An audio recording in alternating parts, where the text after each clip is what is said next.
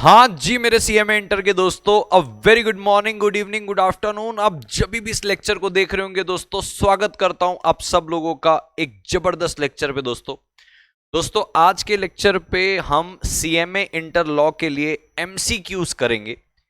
Institute ने आपको एक एमसीक्यू बुकलेट दी हुई है, जिसपे इंस्टीट्यूट ने इसके पहले 300 एमसीक्यू लगाए थे और इंस्टीट्यूट ने अब उस पे 95 एमसीक्यू ऐड कर दिए, यानी कि टोटल 395 एमसीक्यू हो गए। दोस्तों जैसा कि आप स्क्रीन पे देख रहे हो, आपको दिख रहा होगा पार्ट 1, पार्ट 2, पार्ट 3 लिखा हुआ है ऊपर, सीएमए इंटर लॉ दिसंबर 24। मैंने जब दिसंबर 24 वालों के लिए एमसीक्यू सेशन लाया था तो मैंने 3 वीडियोस बनाए थे, यानी कि 3 पार्ट में एमसीक्यू सेशन लिया था। यह आपको मेरे यूट्यूब चैनल के लाइव सेक्शन में दिख जाएगा। पहले वीडियो में 100 एमसीक्यू है, दूसरे वीडियो में 100 एमसीक्यू है और तीसरे वीडियो में भी 100 एमसीक्यू है। यानी कि आपके इंस्टीट्यूट के द्वारा जो एमसीक्यू बुकलेट दी गई थी उसके 300 एमसीक्यू जो पहले थे वो हम ऑलरेडी सॉल्व करके बैठे हुए हैं। इंस्टीट्यूट ने कौन कौन से एमसीक्यू को जबरदस्ती बुकलेट में डाला है जो आपकी मॉड्यूल पे नहीं है, वो भी मैंने इस पे बताया हुआ है। कौन कौन से आंसर इंस्टीट्यूट के गलत हैं, सही वाला आंसर क्या है वो भी मैंने इस पे बताया है।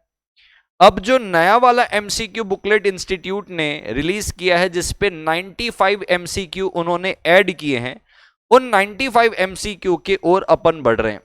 आज मैं आपको 50 एमसीक्यू कराऊंगा, अगला सेशन और आएगा उस पर 45 एमसीक्यू आपके और हो जाएंगे, टोटल आपके 95 एमसीक्यू हो जाएंगे, यानी कि एमसीक्यू बुकलेट पूरी सॉल्व हो जाएगी। सो दोस्तों बिफोर वी मूव अहेड, मैं चाहता हूं अगर आप चैनल पे न्यू हो तो डू सब्सक्राइब। मैं लगातार आप लोगों के लिए एक्सक्लूसिव सीएमए का कंटेंट ला रहा हूं। इसके पहले मैंने 80 प्लस प्लानर बताया है, कल मैंने आपको सुपर 70 क्वेश्चंस के बारे से बताया था। अगर आपने नहीं देखा है तो आप मेरे वीडियो सेक्शन में जाके देख सकते हो। अपकमिंग दिसंबर 2025 वाले एग्जाम के लिए जो सुपर 70 क्वेश्चन है वो मैंने बताए हैं, वो देख सकते हैं। और आज हम कर रहे हैं MCQ. So do subscribe if you are new, like the video, और लेक्चर पूरा खत्म होने के बाद कमेंट में जरूर बताइएगा कि आपको ये लेक्चर कैसा लगा। आइए दोस्तों फटाफट शुरू करते। हम यहां से शुरू करेंगे, जो नंबर 300 है वहां से शुरू करेंगे। कहता है कि ये जो डबल जियोपार्डी का जो प्रिंसिपल है वो किसको प्रोटेक्ट करता है, किसके अगेंस्ट। तो आपने सुना होगा कि किसी भी व्यक्ति को एक ही अपराध के लिए डबल पनिशमेंट नहीं मिलनी चाहिए। तो ये कहता है कि भाई कोई भी एक व्यक्ति being prosecuted and punish for the same offence more than once, यानी कि एक ही अपराध के लिए 2 बार उसको पनिशमेंट नहीं मिलेगी, इसको डबल जियोपार्डी का क्या बोलते हैं, प्रिंसिपल बोलते हैं। अब कहता है दोस्तों क्या टाइम लिमिट है कि काउंसिल ऑफ स्टेट को मनी बिल रिटर्न करना पड़ता है अपने रिकमेंडेशन के साथ। तो दोस्तों मैं आपको बताना चाहता हूं, अगर आपके पास मेरी कंसेप्ट बुक होगी तो मेरे कंसेप्ट बुक के पेज नंबर 19 पे, जो मैं आपको यहां लेके जाना चाहता हूं, जो मनी बिल होता है, यानी कि जो ऐसा बिल जो पैसे से संबंधित होता है, जैसे फाइनेंस एक्ट हो गया, जीएसटी वाला हो गया, मनी बिल कहलाते हैं। तो कहता है भाई देखो, इसको आप सीधा राज्यसभा पे इंट्रोड्यूस नहीं कर सकते हो। ये जो होगा पहले लोकसभा में जाता है, लोकसभा में जाने के बाद उसके बाद इसको राज्यसभा में भेजा जाता है उसके रिकमेंडेशन के लिए, और राज्यसभा के पास 14 डेज का टाइम होता है अपने रिकमेंडेशन भेजने का। तो इसका जो राइट आंसर है वो क्या रहेगा, 14 डेज। अब कहता है जो सेटलमेंट ऑफ डिस्प्यूट है आउटसाइड द कोर्ट, जिसको हम अल्टरनेट डिस्प्यूट मैकेनिज्म बोलते हैं, कि कोर्ट के बाहर पे भी आप सेटलमेंट कर सकते हो। वो कोई क्रिमिनल नेचर के ऑफेंस नहीं होते, सिविल नेचर के ऑफेंस होते हैं, जो पार्टी खुद से ही समझौता करके सेटलमेंट कर सकती है। उसका एम क्या होता है अपने को कहता है, तो दोस्तों आपको पता होगा उसका एम है कोर्ट की प्रोसीजर और फाइंडिंग को अवॉइड करना, और म्यूचुअली खुद ही आप उन सारी चीजों को डिसाइड कर सकते हो, यही उसका एम है। पार्टी सेंट्रिक अप्रोच मीडिएशन का मतलब क्या होता है, पार्टी सेंट्रिक का मतलब ये होता है जो भी डिस्प्यूट है वो पार्टी कंट्रोल कर रही है, उस पर कोर्ट का कोई कंट्रोल नहीं है। मीडिएशन का मतलब 2 लोगों के बीच में अगर डिस्प्यूट होता है तो एक व्यक्ति बीच में मीडिएटर रहता है, जो न्यूट्रल होकर दोनों को समझा के एक एमिकेबल सेटलमेंट में लेके आता है। अगर आप मेरे रेगुलर स्टूडेंट होंगे दोस्तों तो आपके पास एक पेज नंबर आएगा, मैं बताना चाहता हूं, पेज नंबर आपको मिलेगा 22। पेज नंबर 22 में अगर आप आएंगे तो आपको ये वाली बात मिलेगी मीडिएशन की, पेज नंबर 22 पे। ये देखिए कहता है dispute settlement through mediation is a voluntary relatively informal process of dispute resolution, party centric है, जहां पे एक थर्ड पार्टी न्यूट्रली बिना बयास हुए एमिकेबली डिस्प्यूट को रिजॉल्व करवा के लेता है और कहता है कि इस पे कंट्रोल जो है ना पार्टी का रहता है, जो भी जो डिस्प्यूट होता है ना उस पे पार्टी का कंट्रोल होता है। वैसे तो कई डिस्प्यूट है तो कोर्ट डिसाइड करती है कि कौन जीतेगा कौन हारेगा, इस पे कंट्रोल किसका रहता है, पार्टी का। तो कहता है the control of the process lies with the disputed party, disputing party उनके पास क्या रहता है, कंट्रोल रहता है। ठीक है सर, थोड़ा सा जीवन पे आगे बढ़ते हैं। कहता है which law governs the functioning of लोक अदालत। अब लोक अदालत क्या है, तो दोस्तों ये जो आर्बिट्रेशन है, ये जो मीडिएशन है, ये जो लोक अदालत है, ये तीनों के तीनों ही अल्टरनेट डिस्प्यूट रिजोल्यूशन मैकेनिज्म के अंदर आते हैं। तो कहता है जब जब लोक अदालत के द्वारा कोई डिस्प्यूट रिजॉल्व होता है तो कौन सा एक्ट लगता है, कहता है कौन सा लॉ गवर्न करता है। तो अगर आप मेरे रेगुलर स्टूडेंट हो, आप पेज नंबर 24 में जाओगे अगर आप अपने कंसेप्ट बुक के, तो देखो सबसे पहले तो लोक अदालत को गवर्नमेंट स्टैब्लिश करती है डिस्प्यूट सेटल करने के लिए। अब कहता है लोक अदालत के पास जब आप डिस्प्यूट रेफर करते हो तो कौन कौन से लॉ के तहत ये सारी चीजें होती है। तो कहता है देखो आर्बिट्रेशन और कंसिलिएशन वाला, अगर आर्बिट्रेशन या कंसिलेशन से आप डिस्प्यूट रिजॉल्व कर रहे हो तो ये एक्ट लगता है। लोक अदालत से कर रहे हो तो लीगल सर्विसेज अथॉरिटी लगता है। जुडिशियल सेटलमेंट में भी यही लगता है। और मीडिएशन के अंदर कोर्ट असिस्ट करता है प्रोसीजर बता के। तो अपना जो राइट आंसर है लोक अदालत के केस पे वो रहेगा लीगल सर्विसेज अथॉरिटीज 1987। अब आता है what is defining characteristic of supreme legislation. Supreme legislation का कैरेक्टरिस्टिक्स क्या है। तो अगर अगेन आप मेरे रेगुलर स्टूडेंट है तो पेज नंबर 16 पे आपको मिलेगा पार्लियामेंट को ये लोग सुप्रीम लेजिस्लेशन बोलते हैं। सर क्यों सर, क्योंकि पार्लियामेंट ने जो लॉ बना दिया बात खत्म हो गई। आइए देखते हैं फटाफट क्या कहता है पेज नंबर 16 में। ये देखो primary legislation refers to the law that are directly enacted by sovereign authority। sovereign authority कौन है भैया, पार्लियामेंट। इसको सुप्रीम लेजिस्लेशन बोलते हैं। ये नॉट सब्जेक्ट टू कंट्रोल और review by any other authority, यानी कि पार्लियामेंट ने जो लॉ बना दिया क्या ये सब्जेक्ट टू रिव्यू होता है किसी के द्वारा, नहीं। तो यहां पे कहता है सुप्रीम लेजिस्लेशन का कैरेक्टरिस्टिक्स क्या है, तो बोले इसको कोई कंट्रोल और चेक नहीं कर सकता अदर अथॉरिटी, सिर्फ सोवेरेन अथॉरिटी खुद कर सकती है। ठीक है सर। अब रेशियो डेसिडेंडी का मतलब क्या होता है, इसको लीगल लैंग्वेज में बोलते हैं कि एक बार किसी कोर्ट ने कोई रीजन दिया है कोई जजमेंट के लिए, कि जैसे सपोज करिए किसी को बाइज्जत बरी किया गया है, मर्डर केस था। क्यों बरी किया गया, बोले बस ये अपने दोस्त के साथ में आया था, इसको पता नहीं था इसका दोस्त आवेश में आके हथौड़ा मार देगा सर में और सामने वाला मर जाएगा, ये तो बस बाजू में खड़ा था तो इसका भी नाम आ गया। ये तो भोला भाला था, इसका कोई क्रिमिनल रिकॉर्ड भी नहीं था, ये तो पढ़ने लिखने वाला इंसान था, बस साथ में खड़ा था, एफआईआर पे नाम आ गया, इसका कोई इंटेंशन नहीं था ना इसको कुछ पता था, इसको बाइज्जत बरी किया जाए। तो ऐसा हो गया कि भाई कल को मान लो मर्डर होता है और कोई व्यक्ति बस साथ में जिसको कोई आइडिया नहीं कि मेरे साथ वाला व्यक्ति मर्डर करने वाला है और वो मर्डर कर देता है और इसका एफआईआर में नाम आ जाता है। तो अगर इसका इंटेंट बुरा नहीं था, ये मारने के इंटेंट से नहीं आया था, ये जानकार नहीं था, अगर ये बात प्रूफ हो जाती है तो उसको बाइज्जत बरी किया जाएगा। इसको बोलते हैं ग्राउंड्स। अपने डिसीजन के लिए आपने ग्राउंड क्या दिया, तो कहता है द प्रिंसिपल और रीजन अंडरलाइंग द डिसीजन, यानी कि अब आगे जितने भी ऐसे सिमिलर केस रहेंगे ये सब के लिए फर्दर रेफरेंस के लिए बन जाएगा। इसको बोलते हैं रेशियो डेसिडेंडी। ठीक है सर, आगे बढ़ के लेते हैं। कहता है भाई what is the legal assumption जब पार्टीज इंटर करती है एक एग्रीमेंट में रिलेटिंग टू ट्रेड। अब ये आपको मेरे कंसेप्ट बुक के पेज नंबर 14 पे मिलेगा। अगर मैं पेज नंबर 14 पे आता हूं तो 14 में देखो एक अपने को बात कहती है। देखो कहता है कितने प्रकार के कस्टम होते हैं, एक जनरल कस्टम होता है, एक लोकल कस्टम होता है और एक कन्वेंशनल कस्टम होता है। कन्वेंशनल कस्टम में कहता है ये जो है ना बाइंडिंग होता है पार्टीज पे। जब दो और मोर पर्सन कोई एग्रीमेंट कर रहे ट्रेड के संबंध में तो एक कन्वेंशन कस्टम है जो माना जाता है कि उनको पता हो। एग्जाम्पल कहता है शिपिंग इंडस्ट्री है, वहां पे कस्टमरी प्रैक्टिस है कि अगर कुछ डिले होता है वेदर की वजह से, क्योंकि भाई समुद्र में आप आ रहे हो, समुद्र के रास्ते से आ रहे हो यानी कि वाटरवे से आ रहे हो, वेदर की वजह से जो भी डिले होता है उसको शिपिंग कंपनी के अगेंस्ट नहीं किया जाता कि भैया ये तुम्हारी वजह से डिले हुआ है, ये वेदर की वजह से हुआ है, ये नेचुरल है। ये एक प्रकार का कन्वेंशनल कस्टम है। तो जो दोनों पार्टी जब एक ट्रेड के अंदर, ट्रेड एग्रीमेंट के अंदर एंटर करेंगे तो अज्यूम किया जाएगा, जनरली प्रिज्यूम किया जाएगा कि पार्टी अवेयर है इस बात से कि अगर क्लाइमेट की वजह से, नेचर की वजह से, वेदर की वजह से डिले होता है तो ये डिले शिपिंग कंपनी के अगेंस्ट काम नहीं करेगा। तो कहता है इस परिस्थिति में the contract according to the established convention और usages of trade of that trade, यानी कि माना जाएगा कि आपको ये बात ऑलरेडी पता है। अब कहता है क्या कारण है जो ई कॉन्ट्रैक्ट बढ़ते जा रहा है। भाई सीधी सी बात है, टेक्नोलॉजी बदल रही है एंड लीगल रिक्वायरमेंट है कि भाई आपको करना है। टेक्नोलॉजी बदल रही है, आज ऑनलाइन सारी चीजें हो जा रही, इसकी वजह से। कहता है कैसे ई कॉन्ट्रैक्ट को क्रिएट किया जाता है। सीधी सी बात है, ई कॉन्ट्रैक्ट कैसे क्रिएट होएगा, एक सिस्टम से जिसपे अपने को कुछ सॉफ्टवेयर लगेगा, तो by software system that model specified and execute the contract. इसके थ्रू गवर्नमेंट ऑथराइज वेबसाइट से थोड़ी होगा जो बोल रहा है। कहता है अगर मान लीजिए कोई इंडियन सिटीजन है, लीगल डिस्प्यूट हुआ है फॉरेन सोविन के साथ। फॉरेन सोविन का मतलब क्या होता है पहले तो आप ये समझ लो, और ये आपको कंसेप्ट बुक में कहां मिलेगा ये समझ लो। अगर मेरे रेगुलर स्टूडेंट हो तो फॉरेन सोविन का मतलब क्या होता है, एक इंडिपेंडेंट कंट्री, फॉरेन यानी कि हमारे देश के बाहर वाली कंट्री, सोविन यानी कि इंडिपेंडेंट है।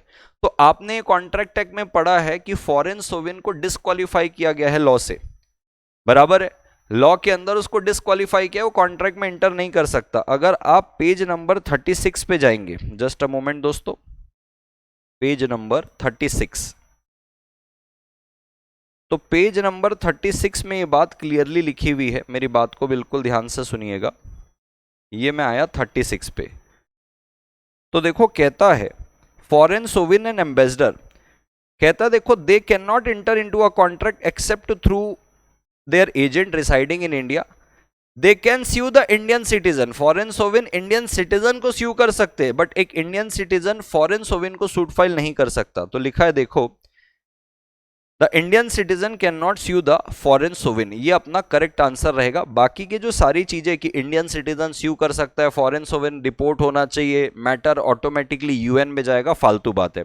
अब 311 के अंदर क्या बात है, 311 बोलता है भैया देखो रोहन है, 17 साल का बंदा है, वो एक कार डीलरशिप के पास जाके अपनी एज 21 साल की बताता है और कार ले लेता है, बाद में रिफ्यूज करता है उसको पे करने के लिए। तो बताइए क्या वो लायबल रहेगा, क्या कार डीलर उसको लायबल ठहरा सकता है क्या, ये बोल के कि भैया एक बार तूने स्टेटमेंट दे दी कि तू 21 साल का है, बाद में तू डिनाई नहीं कर सकता रूल ऑफ स्टॉपेल के तहत। तो आपको पता होगा रूल ऑफ स्टॉपेल जो है माइनर के ऊपर नहीं लगता है, तो वो माइनर लायबल होने वाला नहीं, भले उसने अपनी एज को क्या किया है, मिसरिप्रेजेंट किया है। अब कहते हैं रेटिफिकेशन का मतलब क्या होता है ये बताइए। तो रेटिफिकेशन का मतलब क्या होता है कि प्रीवियसली कोई एक्ट हुआ हुआ है जो ऑथराइज नहीं था, अब आप उसको सब्सिक्वेंटली अप्रूव करते हो, तो अप्रूवल और कन्फर्मेशन ऑफ प्रीवियस एक्ट, इसको बोलते हैं रेटिफिकेशन। कहता है एलियन एनिमी आप कब कंसिडर करते हो किसी भी व्यक्ति को, कब वो एलियन एनिमी कहलाता है। देखो पीसफुल सारी चीजें चल रही है तो एलियन एनिमी नहीं, जब वॉर का समय होता है तो देखो लिखता है citizen of a country at war with India, जब वॉर हो रहा है तब वो एनिमी बनता है, वॉर नहीं हो रहा है तो वो एलियन फ्रेंड कहलाता है। ठीक है सर, यहां तक की भी बात समझी। कहता है इसमें कौन सा स्टेटमेंट ट्रू है एलियन एनिमी के संबंध में, कहता है it is void unless permitted by Indian government. भाई एलियन एनिमी है, वॉर चल रहा है तो एलियन एनिमी, सीधी सी बात है, उसके साथ एग्रीमेंट करोगे वॉइड है, लेकिन हाँ अगर गवर्नमेंट ने परमिट कर दिया तो चलेगा, वैलिड तो कभी नहीं होगा, वॉइडेबल भी नहीं होगा। लिखता है it is valid only during peace time on automatically resumes during war time. भाई साहब वैलिड होता ही नहीं है। अगर मैं कह रहा हूं वो एलियन एनिमी है, एनिमी है मतलब वॉर चल रहा है, आप उसके साथ एग्रीमेंट करोगे वॉइड है, आप गवर्नमेंट से परमिशन ले लो, आप उसके बाद कर सकते हो भले एनिमी है तो भी। अब कहता है under Indian law contract must be perform with in, कौन से टाइम पे परफॉर्म करना है, बोले या तो फिक्स टाइम या रीजनेबल टाइम में। वो डिस्क्रिएशन ऑफ प्रोमिसर, सुप्रीम कोर्ट और ये सब तो फालतू बात है।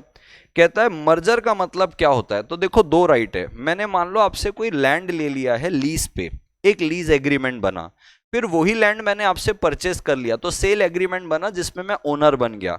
अब दो एग्रीमेंट, एक सेल एग्रीमेंट एक लीज एग्रीमेंट। लीज एग्रीमेंट में मैं लेसी हूं, मैं आपको उसका लाइसेंस फी पे कर रहा हूं, और सेल एग्रीमेंट के अंदर मैं ओनर बन गया, तो कौन सा बड़ा राइट है? सुपीरियर राइट ओनर का है, लेसी वाला राइट इंफीरियर है। तो जब मैं ओनर बन गया तो इंफीरियर राइट जो है, जो छोटा राइट है, वो मेरे बड़े राइट में जाके मर्ज हो गया।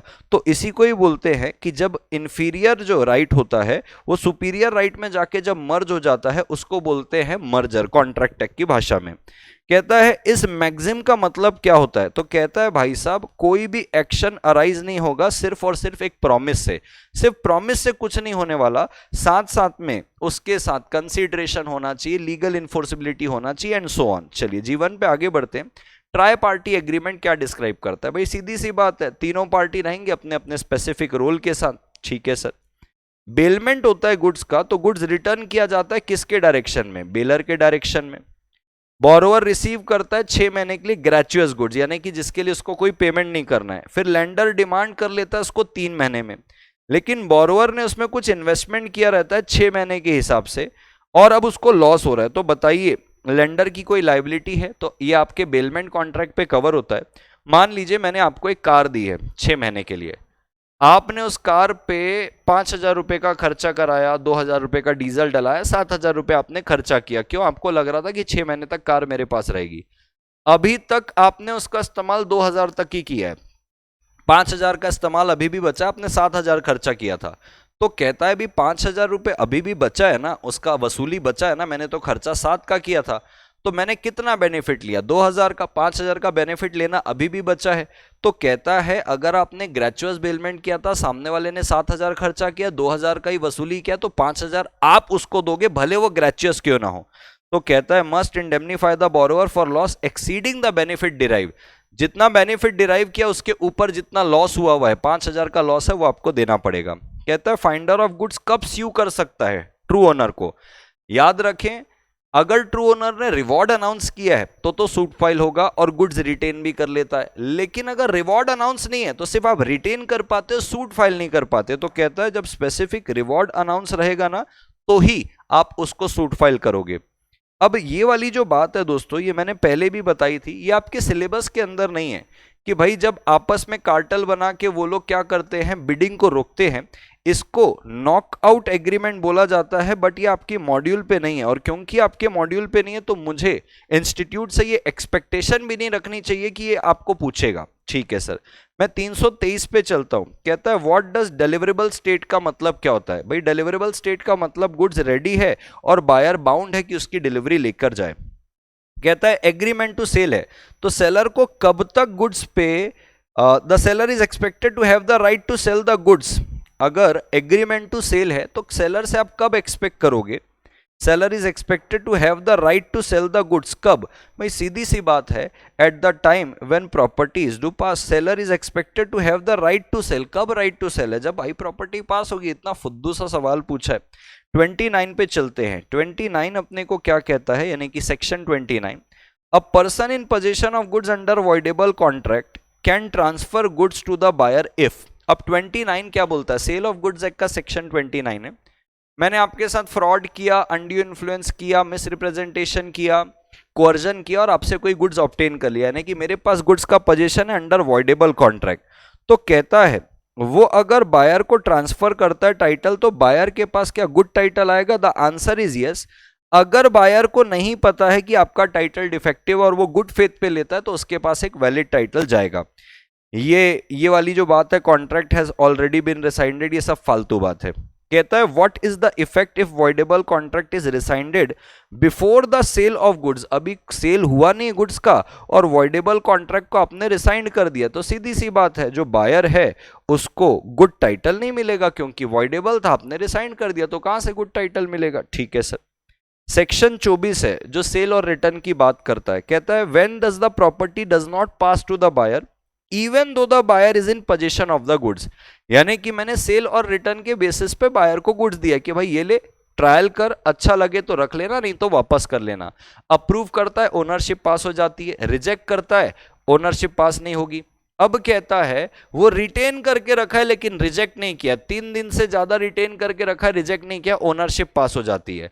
लेकिन अगर आपने रिजेक्शन दे दिया उसके बाद भी गुड्स आपके पास है, तो आपने तो रिजेक्ट कर दिया ना। तो कहता है देखो ओनरशिप बायर के पास नहीं होगी, भले उसके पास पोजीशन है। तो कब? जब बायर ने क्या कर दिया है, रिजेक्ट कर दिया है 3 दिन के अंदर, 3 दिन का स्टिपुलेटेड टाइम था, आपने रिजेक्ट कर दिया। अब उसके बाद भी अगर आप रिटेन करके रखे हो कोई बात नहीं, आपने रिजेक्शन दे दी ना, भले आपके पास पोजीशन है, आप ओनर नहीं बनोगे। अनपेड सेलर रीसेल कर रहा है goods after exercising the right of lien stoppage in transit, what kind of title does the new buyer acquire.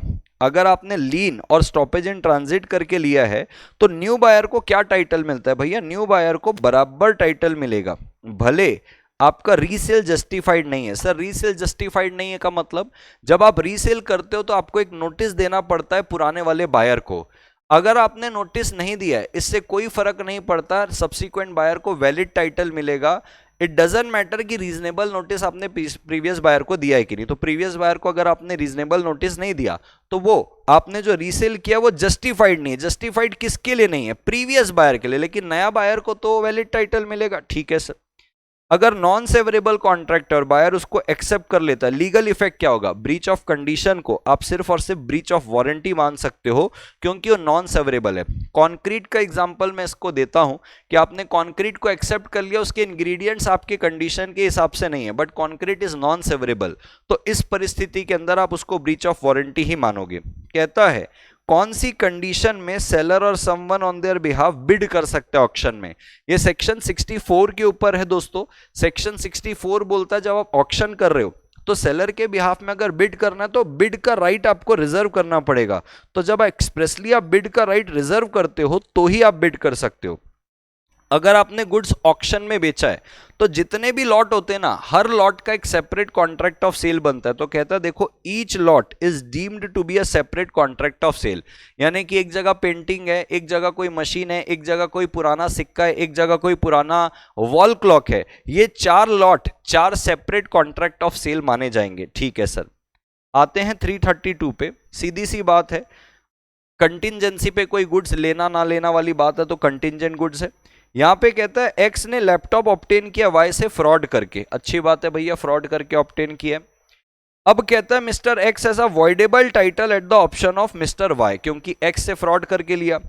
अब बिफोर वाई इसको रिसाइन करता, वाई को अभी तक पता नहीं कि मेरे साथ फ्रॉड किया है, हो सकता है जो चेक दिया होगा वो बाउंस होने वाला है, या कोवर्जन किया होगा, या अनड्यू इन्फ्लुएंस किया होगा। अभी वाई उसको रिसाइन करता उसके पहले एक्स ने इसको जेड को दे दिया। जेड के पास क्या गुड टाइटल जाएगा गुड्स का? बिल्कुल। क्यों? अभी तक वाई ने रिसाइन किया नहीं है। तो जब भी आपके पास वॉइडेबल कॉन्ट्रैक्ट पे कोई गुड्स आता है तो ध्यान रखना है कि जिसके साथ आपने धोखा किया है, फ्रॉड किया है, अगर उसने अभी तक कॉन्ट्रैक्ट रिसाइन नहीं किया है, कंप्लेन नहीं की है, एफआईआर नहीं की है, और उसके पहले आप गुड फेथ में किसी व्यक्ति को बेच देते हो तो सामने वाले को कैसा टाइटल मिलेगा? गुड टाइटल मिलेगा। ठीक है सर। ये सेक्शन 29 पे है। The rule as to passing of property जो सेक्शन 20 पे दिया है। सेक्शन 20 बोलता है स्पेसिफिक गुड्स है, डिलीवरेबल स्टेट में इस पे ओनरशिप कब पास होगी? तो बोले जब कॉन्ट्रैक्ट बनता है। बोले कॉन्ट्रैक्ट कब बनता है? बोले एक पार्टी ऑफर करेगा, दूसरा एक्सेप्ट करेगा, कॉन्ट्रैक्ट बनेगा। तो स्पेसिफिक गुड्स है, डिलीवरेबल स्टेट में कॉन्ट्रैक्ट बनते ही ओनरशिप पास हो जाएगी। स्पेसिफिक गुड्स है, डिलीवरेबल स्टेट में नहीं है तो पहले डिलीवरेबल स्टेट में लाना पड़ेगा और बायर को नोटिस देना पड़ेगा तो जाती है ownership.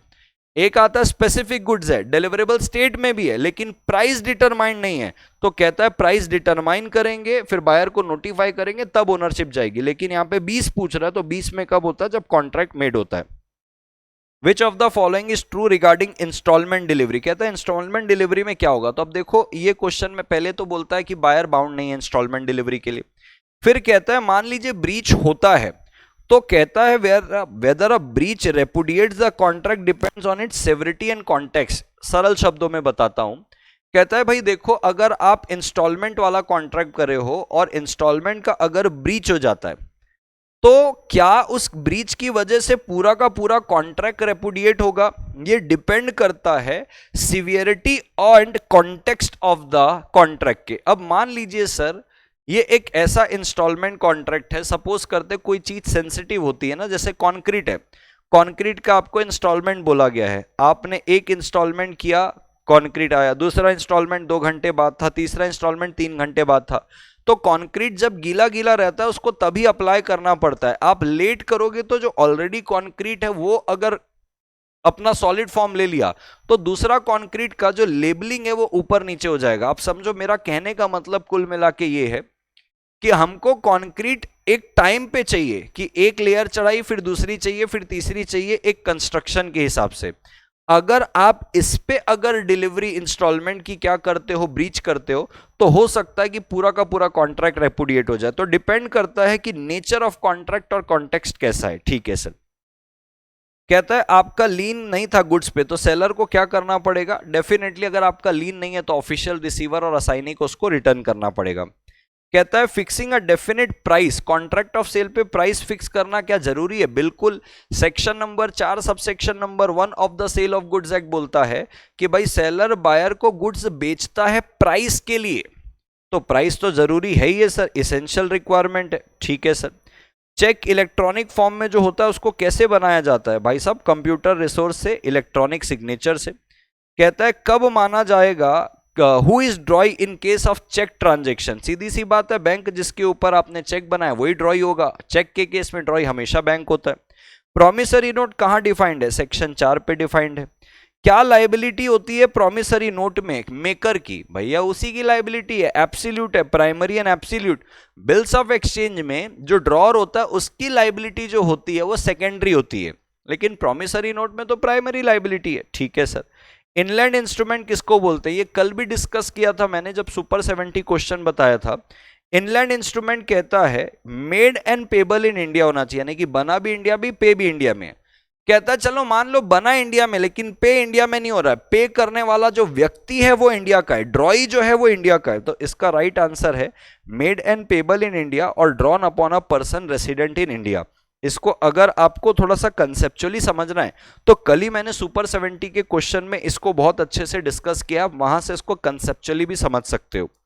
Which of the following are considered inland instrument? इस पे से आप किसको इनलैंड मानोगे? तो सीधी सी बात है promissory note, bills of exchange, cheque drawn और made in India, payable in India, तो ये भी क्या हो गया? इनलैंड। अगर आपको इसको कंसेप्चुअली पढ़ना है कल वाला वीडियो देख लीजिएगा, 1 घंटे का है, जिसमें बीच में मैंने इनलैंड इंस्ट्रूमेंट पढ़ाया है कुछ 10 मिनट के अंदर। ठीक है। अब इसका मतलब क्या होता है? अलॉन्च का मतलब क्या होता है? तो कहता है जब भी नेगोशिएबल इंस्ट्रूमेंट होता है आप उसमें एक स्लिप अटैच करते हो एंडोर्समेंट के लिए, इसको बोला जाता है slip of paper attach to the instrument और फॉर एंडोर्समेंट। ये पिछले कुछ लास्ट के 1-2 अटेम्प्ट में इसके ऊपर सवाल भी पूछा है। अब ये वाले क्वेश्चन को थोड़ा ध्यान से समझना है जो 345 है। कहता है देखो बिल्स ऑफ एक्सचेंज ड्रॉ किया गया राम के द्वारा, कहां पे? जर्मनी में। इंटरेस्ट रेट कितना है? 20% है जर्मनी में, लेकिन इसको एक्सेप्ट किया गया राहुल के द्वारा और ये पेबल है कहां पे? फ्रांस में, जहां पे 5% का इंटरेस्ट रेट है। अब कहता है after being endorsed in India the bill is dishonoured if the holder files a case against Rahul in India, what rate interest should the court apply? Question को बिल्कुल आराम से और ध्यान से समझना। कहता है भैया बिल्स ऑफ एक्सचेंज ड्रॉ किया गया राम के द्वारा जर्मनी में, जर्मनी के लॉ के हिसाब से 20% का इंटरेस्ट है। एक्सेप्ट किया गया राहुल के द्वारा और पे होगा फ्रांस में, फ्रांस में पे होगा, फ्रांस में रेट ऑफ इंटरेस्ट कितना है? 5%।